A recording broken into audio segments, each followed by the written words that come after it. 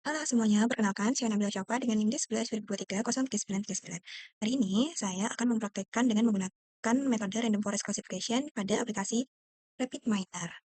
Nah, pertama, kenapa saya menggunakan Random Forest Classification? Karena metode ini mampu menangani data numerik maupun data kategori, serta cukup baik untuk melakukan klasifikasi data. Nah, tujuan dari penggunaan metode ini adalah untuk mengetahui apakah data yang tersedia dapat digunakan untuk mengklasifikasikan tingkat kecemasan pada responden. Nah, kebetulan saya akan membahas terkait hubungan antara tingkat kecemasan dengan media sosial. Nah, pertama, aplikasi yang kita gunakan adalah aplikasi RapidMiner. Kita buka RapidMiner, kemudian kita klik blank process, akan muncul halaman seperti ini. Kemudian kita input datanya. Karena saya sudah mengimport datanya di sini, jadi kita tinggal tambahkan lewat sini. Tapi kalau untuk teman-teman yang belum mengimport, bisa langsung lewat operator, HSP, read Excel, dan lain-lain. Nanti tinggal sesuaikan aja dengan format datanya kalian. Nah, kita sambungkan dan kemudian jalankan. Nah, ini adalah data dari saya. Dan di sini ada beberapa variabel. Yang pertama itu ada age, gender, daily, sosial, platform usage, sleep hours. Nah, banyak seperti ini ya teman-teman. Nah, untuk ini kan ada label anxiety kategori. Untuk anxiety kategori ini, saya akan nanti mengubah menjadikan label. Tapi sebelum kita ubah jadikan label, kita harus meng-add operator yang namanya select attributes. Nah, select attribute ini digunakan dalam proses klasifikasi. Kita pastikan alurnya tersambung dan kita jalankan. Oh, kita lupa setting di sini. Kita pilih subset karena variabel yang kita gunakan itu nanti lebih dari satu variabel. Kemudian kita pindahkan semua variabel ini kecuali dari anxiety level.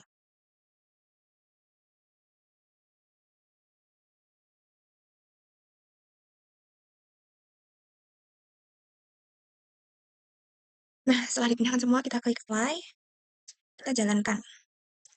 Oke. Nah, kemudian untuk kita mengubah tadi anxiety kategori menjadi labelnya, kita add yang namanya atribut set role. Nah, ini atribut set role.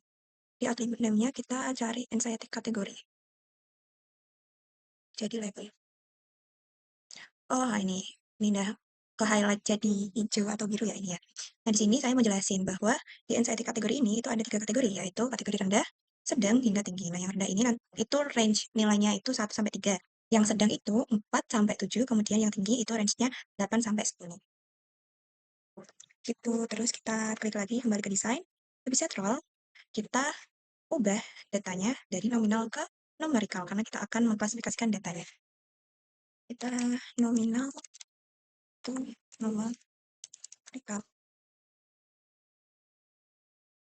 Aduh. Nah, sambung deh. Kita mepet-mepetin aja. Nah, di sini kita ubah atribut file tab-nya. Ini sini kita bisa pilih kayak tadi, tapi karena ini kita mau ubah semua, jadi kita nggak usah diubah. Pilih all aja.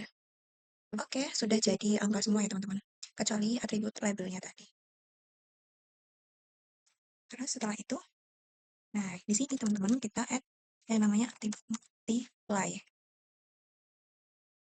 Kenapa kita pakai atribut multiply teman-teman?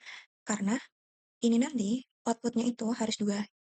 Jadi, habis atribut multiply itu, nanti habis operator multiply, sorry maksudnya, nanti ada yang namanya di sini itu split data. Split data itu untuk kita membagi datanya teman-teman. Jadi data testing dan data training. Nah, biar nanti muncul visualisasi datanya. Jadi kita menggunakan outputnya ada 2 di multiply ini. Nah, di split data ini kita bisa add di edit parameter list. Kita add labelnya ini. Nah, di sini itu kita harus angka yang di kolom pertama itu harus lebih besar dan yang kolom kedua itu harus lebih kecil sehingga jika dijumlahkan itu nilainya 1. Nah, yang di atas ini namanya untuk data trainingnya kita. Sebelum kita tes datanya, kita harus men-training datanya dulu. Kemudian yang di bawah ini adalah data testingnya kita, karena data training itu kita harus lebih besar daripada data testingnya. Kita klik OK. Lalu kita jalankan. Kita cek apakah split datanya kita bekerja lewat sini. Nah, di sini ada namanya number of example. Itu ada 840 data training. Sedangkan data testingnya itu ada 360 data. Berarti split datanya oke. Setelah split data, kita langsung masukkan metode yang mau kita gunakan, yaitu metode random forest.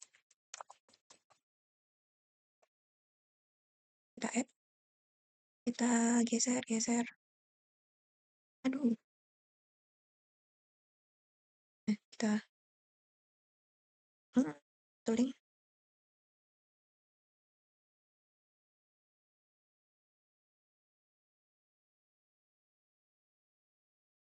Nah, di sini juga bisa diganti kriterianya, tapi kita nggak terlalu perlu sih.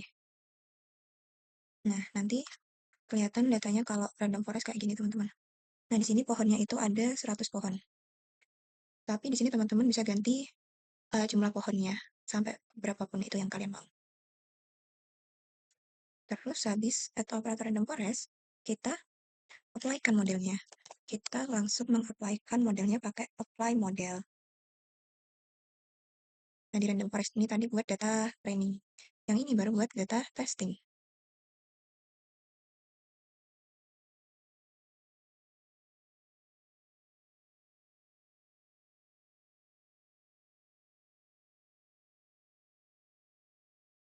Oke, habis itu yang terakhir kita, oh iya, apply model ini untuk memprediksi pada data testingnya tadi ya teman-teman. Nah, yang terakhir itu kita add performance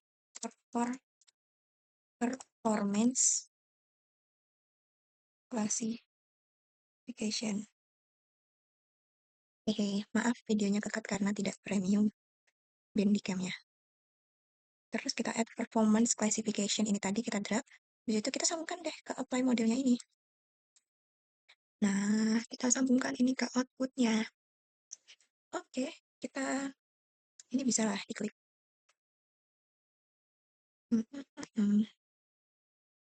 Yang semua yang ada error-errornya kita klik.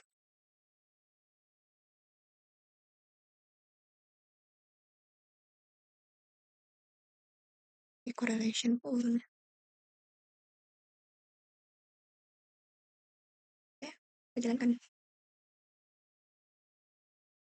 Nah, ini kita bisa melihat tingkat akurasinya juga 37,88%.